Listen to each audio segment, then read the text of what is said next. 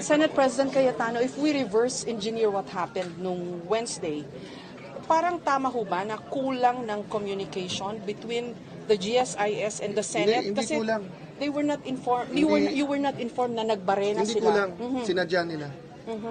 Sinadya nila. Never, ang GSIS never nagpapasok ng NBI kung may problema sa peace and order. Police parati yun. Okay. Number 2, ibabarena mo yung pinto na lalabas yung mga senador. Isasara mo yung gate sa likod kung kailan lalabas yung mga senador. Tapos nung tinanong namin, wala daw NBI sa loob. O, bakit yung ngayon yung may pulbura sa kamay at dito sa loob ng Senate nahuli? Diba? So, Would it have been simpler kung in-inform kayo ng GSIS na magbabarena pero kami to secure yes, the pero door? masisira plano nila. Oh, so you're Malalaman saying... namin eh.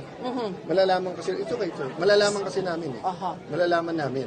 So you're saying po deliberate? At this point in time, the burden is on them to prove to us that it's a series of coincidences. Okay. Kasi pag ni-reverse engineer namin, plinano talaga nila na pakita sa Senate na ganyan ha. Sige, may numero kayo, nandyan si Bato, ganyan ha. Papaligiran naman namin kayo ng mga armado. Senator Gringo Nasan said it best. Diba? If you are where you're not supposed to be at armado ka, what do you expect will happen?